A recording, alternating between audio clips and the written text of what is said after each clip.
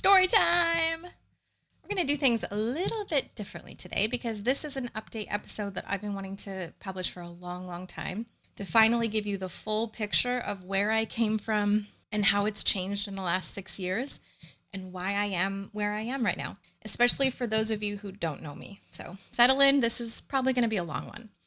Today, I want to talk about something that might surprise you. I am no longer Nutritarian. If you don't know what Nutritarian is, no worries, no problem. I'll explain it here today in a little bit. And for those of you who have been with me over the last 14 years following my journey on YouTube, this episode's going to explain everything Cheri style. So I've been posting on YouTube various food, drink, weight loss, body related things since I was 29. And I'm 43 now. So you've gotten quite a long ride watching me evolve over the years. And I haven't actually taken any of those videos down, FYI, except for the one that YouTube made me take down back in the day, which was called How to Take a Shot Like a Boss. I guess I was just really good at drinking alcohol back then, and YouTube would not stand for it. So feel free to browse any of my YouTube videos and see my whole journey in full transparency if you care to. So I started off in 2012 as a self-proclaimed foodie, and I was a local restaurant reviewer back in Sarasota, Florida. Then a year later, I turned Nutritarian, which is a healthy eating lifestyle from the book called Eat to Live. After that, I learned how to stop binge eating. Yes, that's an interesting order of events. And then I had 3 kids, including twins. I became a life and weight loss coach. And then I found my own eating style and method, which resulted in my shifting away from being a Nutritarian. And if you found me because of Eat to Live or the Nutritarian diet and you're sitting there right now like, wait, if Cheri is not Nutritarian anymore, then what hope is there for me? Or if you're thinking maybe, oh, she's just weak or she's making a grave mistake, just hang with me. I promise this isn't about giving up. This is about finding a way forward that works for your whole beautiful life. You're listening to the Set Point Science podcast, the science behind how your body and brain regulate weight for good. I'm your host, Cheri Alberts, and today we're talking about something I know many of you have been curious about for a long time, why I'm no longer a Nutritarian and what I took with me. Okay, settle in for story time. When I first discovered Dr. Fuhrman's work from that book, Eat to Live, I was telling you about, this was back in March of 2013. It was like a light bulb went off. The book said, eat for nutrient density so you can protect yourself from disease and maximize your health and your longevity. Nutritarianism gave me structure when I desperately needed it. At the time, I was going through a divorce. My father was dying of cancer. It all just felt like it fit.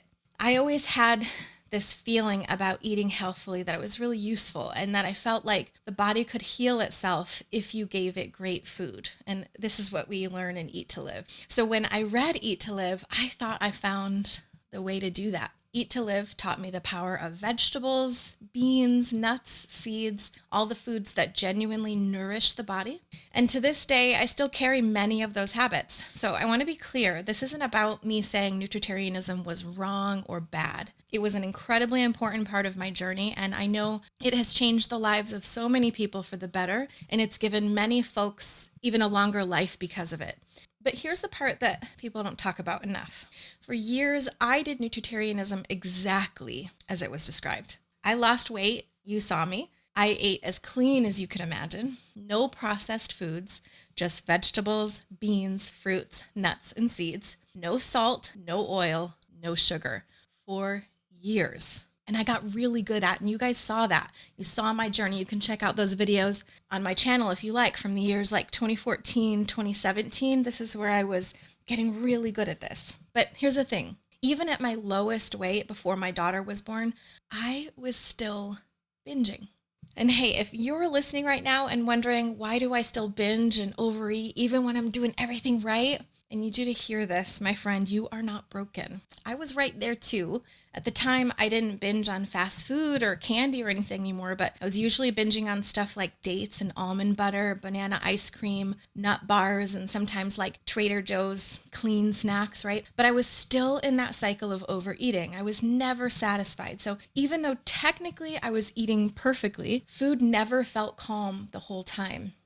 It was super confusing to me. I felt really upset. And I actually have videos about that show you my being upset, my binging, this kind of stuff. And because I was doing everything right, and I had been doing it for years, and I still didn't get the end of the food issues that I was expecting from eating all those micronutrients that the book promised, right? So when I say nutritarianism didn't deliver exactly what I was promised, that's what I mean. It did not fix my binging. It didn't magically make my appetite perfectly regulated. I constantly still needed to get over full to feel finished with a meal and shut off my brain. And if you're thinking, oh, maybe she's just not emotionally robust or she's unintelligent or something like that, I can see how you might think there's just something wrong with me maybe. But what I eventually realized is that there was nothing wrong with me at all. My nervous system was doing exactly what it does when food has been experienced as pressure instead of safety. And for me, I'm certain that the constant stress of trying to stick to the rules actually took away from the health benefits. And I want to say this gently, but clearly. If a way of eating only works when life is simple, predictable, and low stress, that doesn't mean the person failed. It means the system wasn't designed for real human lives. If this were about intelligence or discipline, I would have figured it out by now. What I learned instead is that bodies don't respond to moral standards. They respond to safety, consistency, and load. And I don't think the people who thrive on nutritarianism are more disciplined or intelligent. I think their lives, stress levels, and nervous systems allow that lifestyle to feel supportive instead of demanding. So if sticking to it requires white knuckling or some kind of acrobatic for your nervous system, that's not a willpower problem. That's a regulation problem. And we need to make room for bodies that don't thrive under constant supervision to have a truly compassionate place in this conversation. Now, if you can stick to it and it feels effortless and sustainable, that's amazing, truly. And I wish I could be like that naturally. So keep doing what works for you. I'm not discouraging you at all. But for some of us, it doesn't work that way. And even in all my research as a content creator for the Nutritarian diet over the years, I learned from my own audience that the toughest part of being a nutritarian was consistency and sticking to it. And if a large part of the folks who have tried it can't stick to it, then it can't be seen as an overall sustainable way of eating for many. So if you've been feeling like a failure because you can't stick to it forever, I want to release you from that right now. It's not that you're weak. It's that the plan itself may not fit you. And that's okay. It's okay for me. And that's why during and after my twin pregnancy, I knew I needed to do something different. And I needed to learn that there was nothing wrong with me for not being able to stick to it. If a way of eating prolongs my binging, then it's not the best way of eating for me.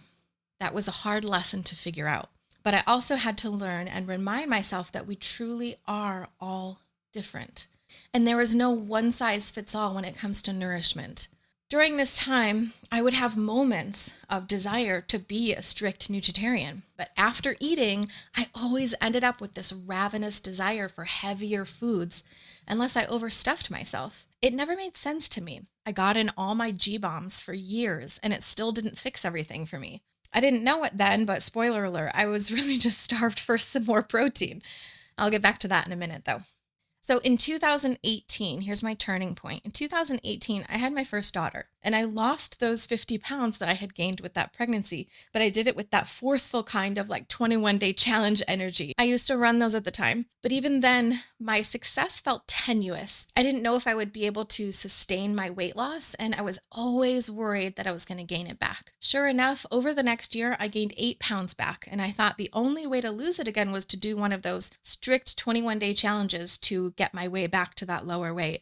I never, ever felt like what I was doing was easily or fully sustainable. It was always surprising to me that I was at these weights, and I just always felt like I wasn't going to be able to keep it off. So then in 2019, I ended up getting pregnant with my twins. That pregnancy was really interesting for me because I tried everything I possibly could to sustain nutritarian while I was pregnant, even using Dr. Fuhrman's specific advice to just pretend you're on a desert island and you don't have any other options. And I just couldn't manage it.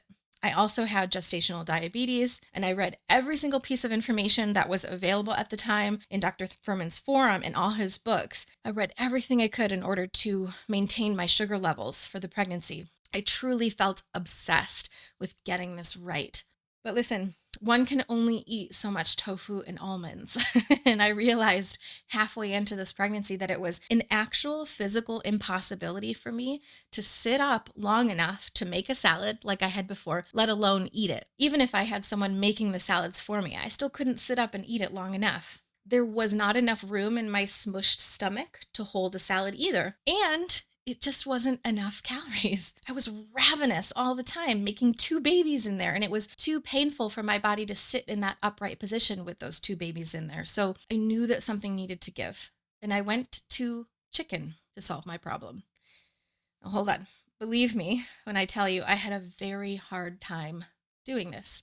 Deciding this felt like going back on my word. It felt like I was weak. It felt so foreign and cruel to eat an animal after many years of being vegetarian and vegan. I knew I would be judged for this, but I also knew that my body physically could not handle anything else. I tried many times. And the first day that I ate chicken, I was amazed. I saw that my blood sugar was perfectly stable after being very iffy on Nutritarian foods, even tofu, almonds, things like that. And miraculously, I could get enough calories into my belly in 5 minutes so I could go rest again. It felt like a miracle and a saving grace in a way. And I know some of you might also be thinking, but like, what about climate change? What about animal cruelty? And listen, I respect those concerns about climate change and animal cruelty. I used to live by them. But what I realized in this time of my life was I can't put the sustainability of the earth ahead of the sustainability of my own body and my babies. If I'm not here, healthy, present, alive, I can't care for my kids, my community, and even any of those other causes. So my first responsibility had to become my own survival and healing. It was this moment that I truly realized not every diet can fit for everyone in every circumstance of their life. And what I needed to work on at the time was my guilt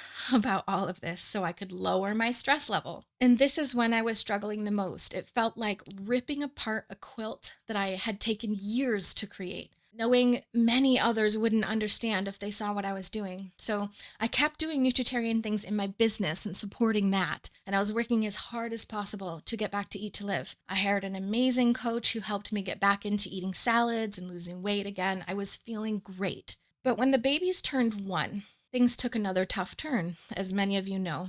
In 2021, I was diagnosed with stage 2 breast cancer. My whole world turned upside down. So if Eat to Live was supposed to protect you, and daily flaxseed was supposed to protect you, and the amount that I had in the previous decade didn't protect me, what was going on?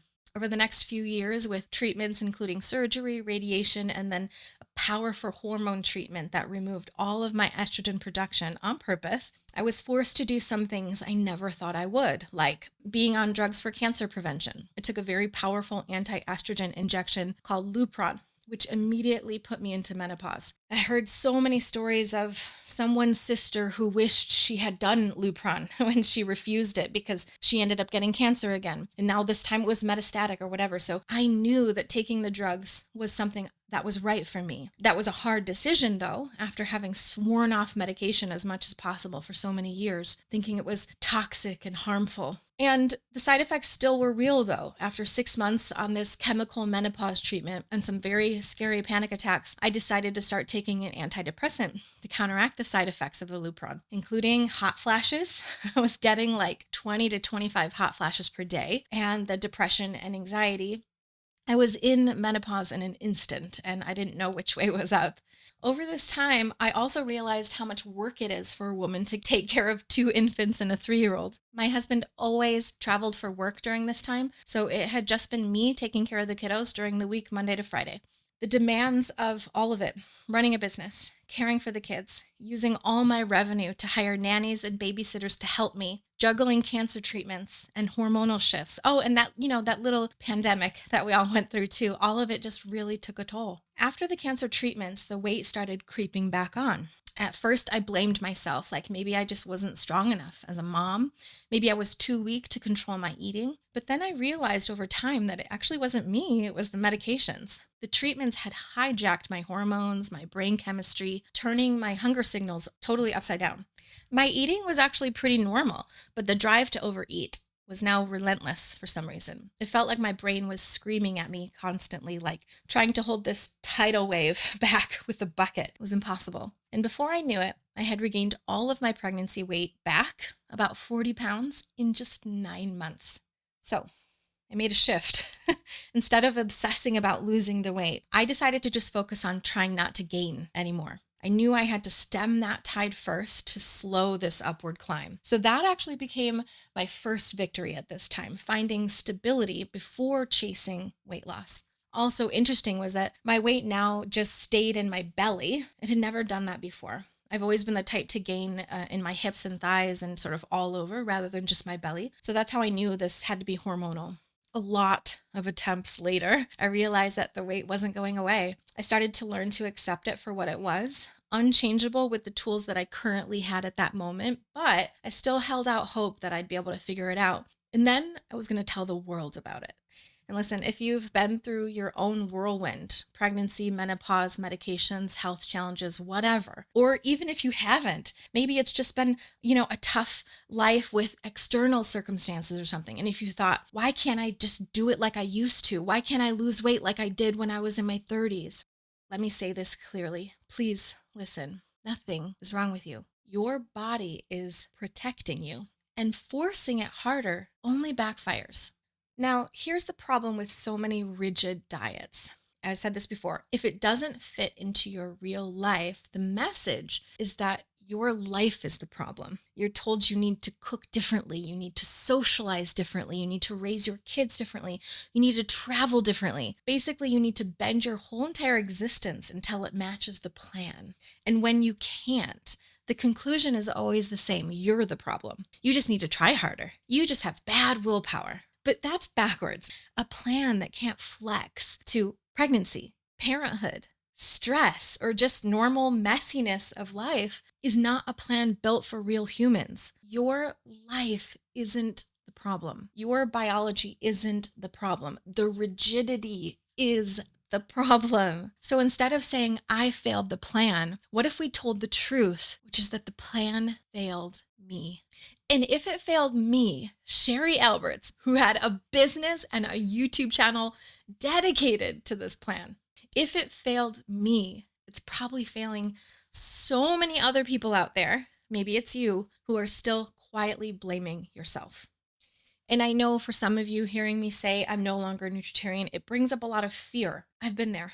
I used to believe if I wasn't maximizing every single micronutrient every single day, I was basically shaving years off my life. But here's what I learned from both the science and from real life. Micronutrients are still important. I'm not ignoring those. I eat lots of fiber, lots of vegetables, fruits, beans, nuts, whatever, whole foods, every single day. What changed for me is that I stopped believing that more is always better, or that perfection with micronutrients is the only path to health. And here's the bigger realization. During those years of trying to be perfect, I also learned how unsustainable it was to carry the pressure, how much that contributed to stress, binging, and a feeling of overall failure.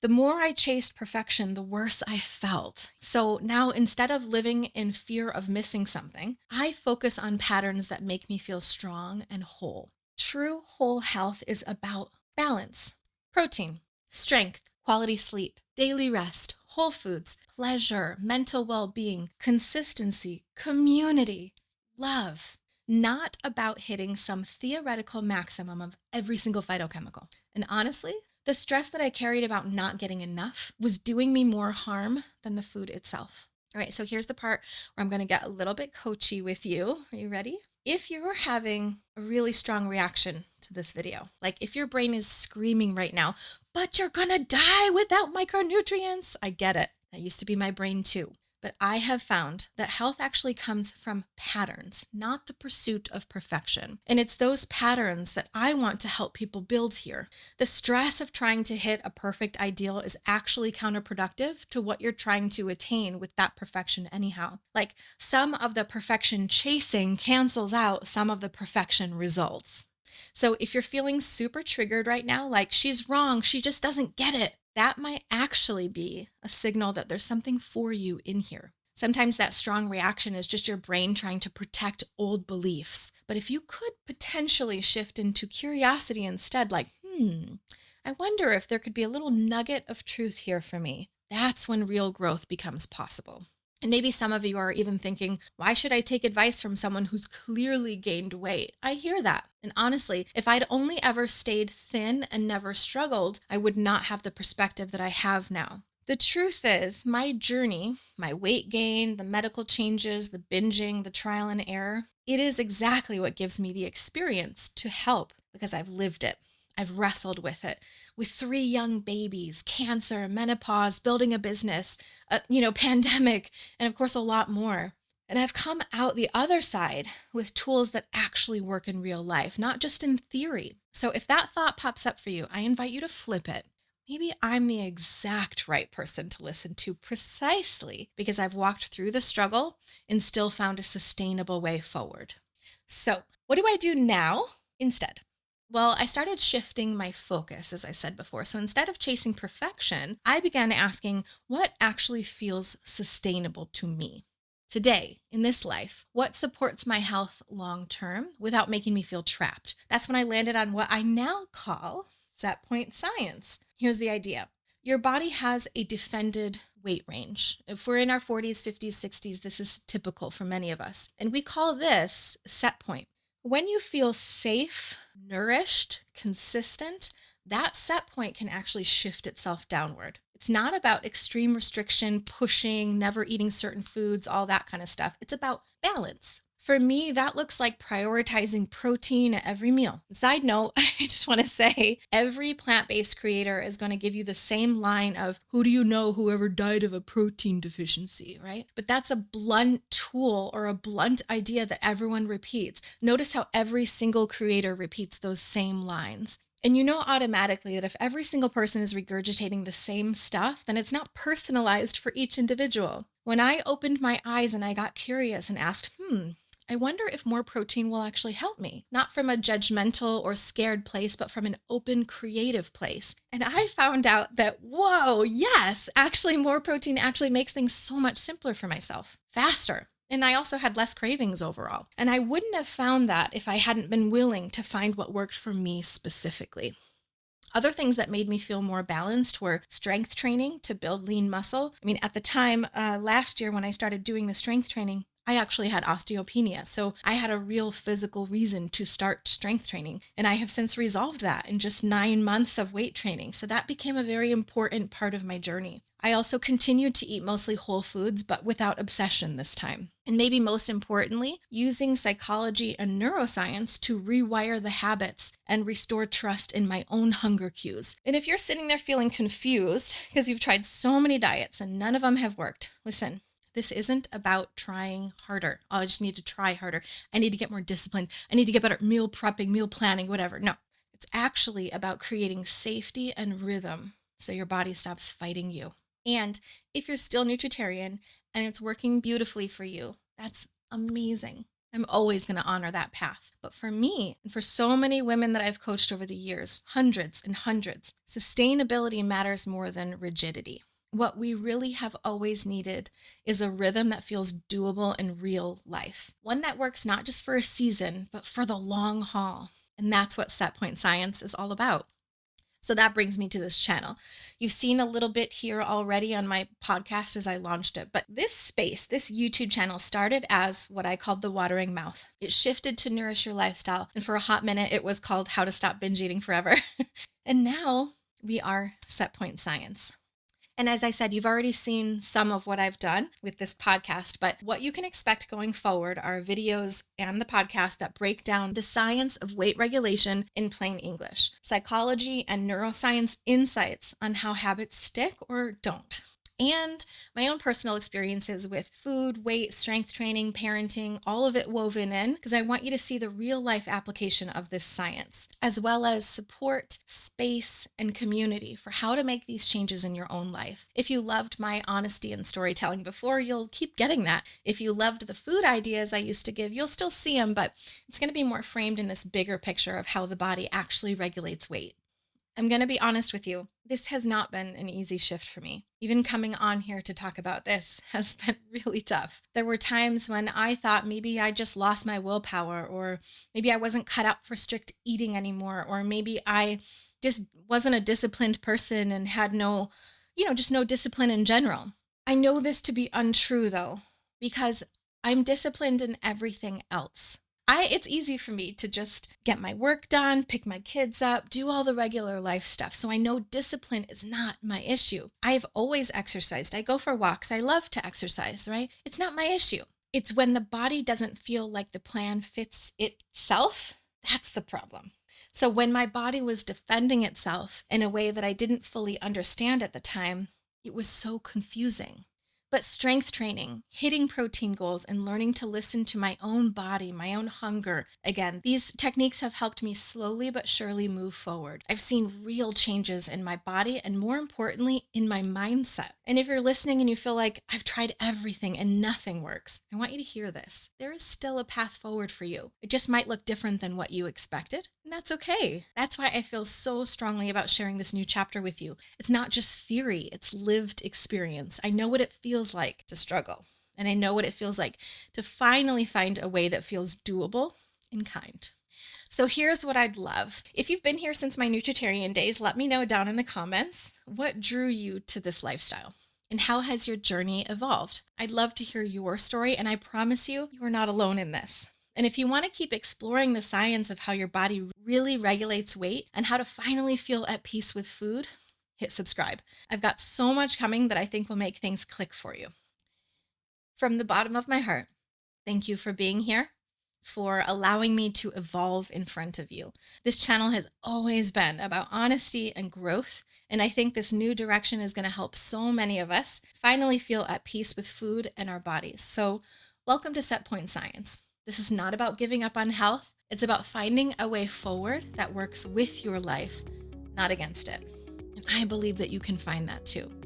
So until next time, understand and be gentle with your biology and be brave enough to outgrow the plan.